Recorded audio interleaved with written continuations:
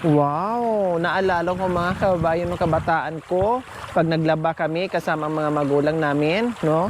Kami magkakapatid, ganito, magtatampis ako sa ganyan, maglalagay ako ng mga bato, malalaking bato, tapos yung mga dahon-dahon, kung anong klase mga dahon-dahon dyan, para lumalim yung tubig. Ganyan ang ginagawa ko. May bahay daw dyan, be, papunta doon. Oh, so dito ang tinuro mga kababayan kasi may bahay daw doon. No, and then biglang nakita natin ito. Ito nga, may dala-dala siya mga shampoo, toothbrush. Pati pag toothbrush, dito na din.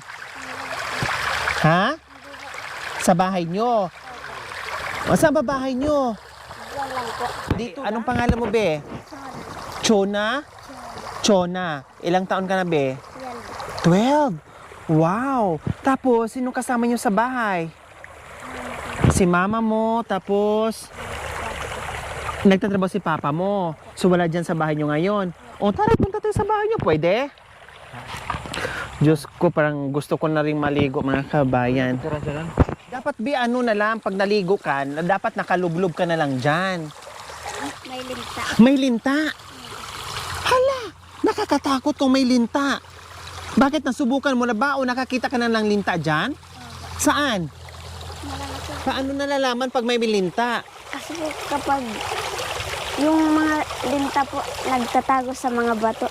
Ah, okay. Bakit nasubukan mo na bang nasipsip ng linta? Opo. Kulay itim yung linta di ba? Saan didikit yun, sa bato? Pwede rin po sa bato. Baka madikitan ka pa ng linta dyan. Ingat kayo dyan pag naliligo, ha? Opo. So, ayan. Papunta tayo ngayon sa bahay ni Chona. 12 years old daw siya.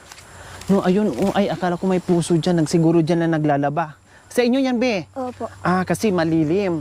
Para malapit na lang magbanlaw dyan. No, may tubig na dyan sa sapa. Ito yung bahay nyo? Opo. Wow, ang cute naman. Parang nag-iisa lang kayo dito, ah. May pahalaman pa kayo at ang ganda ng mga bulaklak, oh. Oh, di ba? Hello. Kayo yung mother ni Chona. So, nandito na tayo ngayon sa bahay nila. No, galing sa sapa yung bata naliligo. Ito nga, sabi ko, saan yung bahay? Kasi nandito pala medyo nakatago. No? Mukhang katatapos nilang kumain. Kanina lang po. Ah, kanina. Anong pangalan niyo, ate? Sony Santiago po. Si Sony. Ilang taon na kayo, ate Sony? 34 po. 34. Ilan ang anak niyo, ate Sony? 4 po. 4. Nasaan si mister? Nagtatrabaho po. Tatabas lang po ng damo. Ah, kumusta naman kayo dito, ate Sony? Okay naman po. Ha? Okay naman po yung ano namin. Ang ganda naman ng lugar nyo. No, ang daming punong kahoy, mga kawayan, tapos tabi pa kayo ng sapa, no? Libreng maligo. Okay. Yung anak mo talagang dyan naliligo o kayong lahat? Kami lahat po, wala ko kami. Paano yung inumin nyo? Kumukuha po kami doon po sa ano, yung Yung may balon? ano po siya, tubo siya na pinanggalingan po ng bomba. Ah, galing bomba. Galing pa sa malayo. Opo, doon po sa malayo pa po. Iyon ang pang-inumin nyo. Opo. Pero yung ligo nyo, Dito po. laba, dyan sa sapa. Opo. Wow, naranasan. Relate na relate ako dyan kasi galing din ako ng bundok. Nakatira din ako sa bundok. Ganyan din yung paliguan namin noon. Kaya may balon lang kami. Pag naglalaba kami, pupunta kami doon sa ganyan, ilog or sapa. Naglalaba, naliligo din. Kaya kanina, habang kami ay dadaan sana papunta doon, no? At natuwang-tuwa naman ako sa bata at nakarelate ako doon sa ginagawa niya dahil gawain ko nga din nung ako ay kasing edad niya, no? At mabait kausap, sumasagot, no? Sumasagot. Hindi siya natatakot. Kumbaga, sumasagot siya, no? Yung ibang bata kasi pag yung stranger parang natatakot sila or nahihiya sila, no? Pero siya sumasagot, magaling yung bata, no? Matalino, mabait. Panganay mo siya. Opo. Panganay. Yung bunso ito. Ito po. Nasaan yung isang anak mo? Nagbenta po ng ano pong kalakal. Nangangalakal yung isang anak mo. May nakatabak po kaming kalakal dito. Ibinenta niya po ganyan. Oh. Kasama niya po yung mga pinsan niya. Ay, magbihis ka muna anak, sige. Tapos balik ka dito ha. O, sige, magbihis ka muna kasi nakababad ka na sa tubig. Malamig pa naman. Okay, so ayan po mga kabayan, yung simpleng pamumuhay dito sa kabundukan po, no?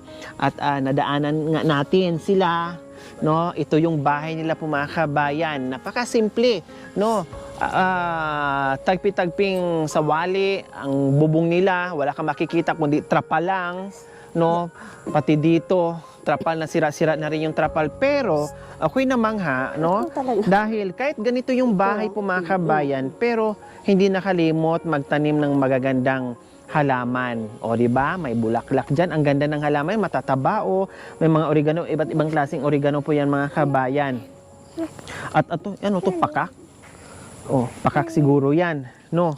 At nakita naman natin yung kanyang pananim ni ate. Ibig sabihin, no, hindi hadlang yung kahirapan ng buhay, yung problema, at malinis pa yung harapan po mga kabayan kahit nandito sila sa ilalim ng kawayan mga kabayan, kahit papaano, no, malinis. Ibig sabihin nakakapagwalis. Kasi kung isang araw ka na hindi makakapagwalis ganito mga kabayan, nako, ang dami na kasi every seconds, every minute ay nagkakalaglagan yung dahon ng kawayan mga kabayan. Kaya amazed tingnan, no, kahit gaano ka simple yung pamumuhay mo pero nandoon pa rin yung kalinisan, nanatili pa rin yung kalinisan, plus yung marunong ka magtanim-tanim. O, di ba?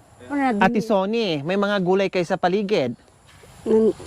Narumian na po. Ito po yung mga sitaw. May sitaw. Ayun! Binawasan kamote. Sitaw, ampalaya, kamote. Papaya po. Papaya. Ano yan, pakak?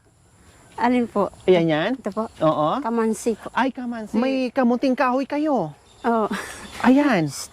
Kailang sira na? Or Hindi pa po kinuha po namin doon sa may narbes po doon na maraming kamote. Kung nadaanan niyo po yun. may mga kamuting kahoy dyan, no?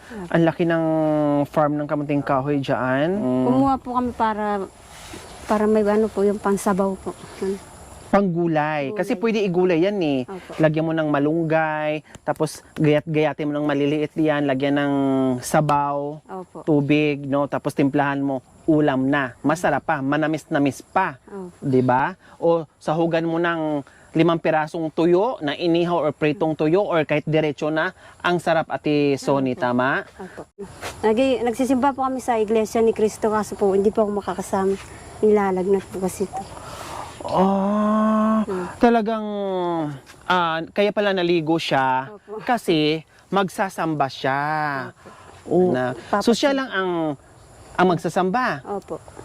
Wow, ang bait ng bata kaya pala May marunong magsusundo po sa amin dyan po, mamaya. Nasaan? Mamaya po may magsusundo. Galing pa pong Angeles po. Ang layo naman. Doon po yung nag-ano sa amin, nag-akay. Kaya So bago pa lang kayo. bago pa lang. Hello! Ito ang aming pasalubong sa inyo. Thank you po. May bigas na kayo, syempre, assorted groceries natin, at isang tray na itlog. Maraming salamat. Di ba? Dahil naligo lang ang anak nyo sa magandang sapa, na pagtanungan lang, no? Ay nabiyayaan sa hapon na ito. At hindi lang yan, meron ka pang pabili ng ulam. Thank you po. Di ba? Ang ganda ng ngiti nyo. Ate Sony, pasalubong. Masaya ka sa pasalubong? Opo. Saan ba ang punta mo? Saan bang lakad? Angeles po. Sa Angeles para Samba. Wow, ang ganda ng damit mo Talagang pang simbang-simba yung damit mo. Kayo naman Ate Sony, bakit masaya kayo sa biyayang natanggap nyo? Masaya po kasi hindi ko po akalain na dumaraan po isang may biglang darating po na kagaya niyo po. Natutulong po. Lalo na po ngayon po kami po, gipit na gipit po talaga kami po sa pagkain. Bakit nasabi nyo, Ate Sony, nagipit kayo sa pagkain? Wala po, kanina lang po nagtrabaho yung mister ko po eh. Wala pong pambili ng bigas. Marami pa ba kayong bigas na natira? Na lang po siguro 1 kilo po.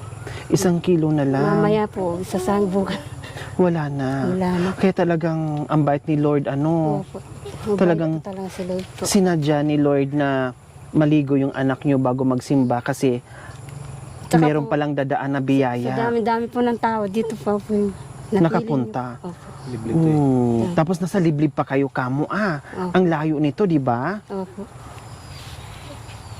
Paano yun? Yung 1 kilo. Tapos ngayon na nagsimula yung asawa mo para magtabas ng damo at magkapera. 1 kilo. Paano bukas? Wala po. Mag-ano lang po kami ng gulay po sa yung mga pako po, tsaka laing.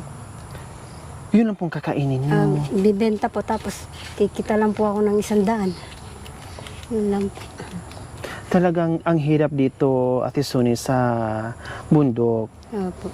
Kaya nga po sabi ko sa mga anak ko po, sikapin po nilang mag-aral ng maayos po para pagdating po ng panahon, hindi po sila kagaya namin. Wow. Nahihirapan po sa trabaho po. Wow, sana ganyan ang lahat ng mga magulang na kahit gaano kahirap ay paaralin yung mga anak para hindi magaya kung anong buhay nyo ngayon. Yun yung ibig nyo sabihin, Ate Sony. Opo. Di ba sabi ni Mama, magsisimba ikaw, anak? O bakit magsimba ikaw? Anong pinipray mo pag nandoon ka na sa loob na ng simbahan? Pinipray ko po maging malusog ang pamilya ko at kami po kay Jesus. Ayun. So Ate Sony, ang bait ng panganay mo, no? Kahit papaano may sakit yung kapatid niya, pero kahit siya mag-isa na hindi kayo makasama, tuloy pa rin siya sa pagsimba. Ano bang pangarap niya, Ate Sony, para sa mga anak niya? Yun lang, pangarap ko po na makapagtapos po sila ng pag-aaral po. Ayan mga kabayan, maraming salamat po muli sa walang sawang pagmamahal, Ma'am Cecil of California. Maraming salamat po sa inyong ginituang puso. Naway pagpalain po tayo ng Panginoong Diyos sa araw-araw. Naway ibigyan po tayo ng kalakasan ng katawan sa araw-araw. Naway ibigyan po tayo ng mahabang buhay pang sa ganon. Marami pa tayong matulungan na gaya nila. So mga kabayan, huwag niyo pong kalimutan, pakishare and subscribe sa aking YouTube channel, Lori Aquino Treta. Maraming salamat po. Gabi sa Sol. Bye, Chona. Okay, sige, bye-bye na. Ayan, sinundo na si Chona sa kanyang pagsamba. Sige, punta ka na, Bi. Bye-bye. Ayan.